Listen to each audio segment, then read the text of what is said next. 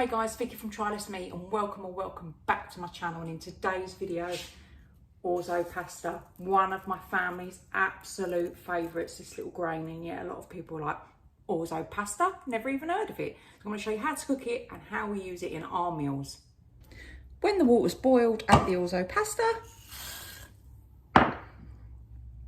and cook for 10 minutes. So this has been cooking for 10 minutes. And as you can see, the pasta has doubled inside. So what we're going to do is we're going to strain this now over the sink.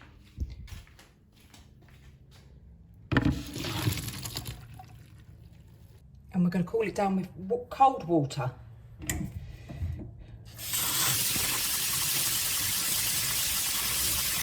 And there you have it, orzo pasta.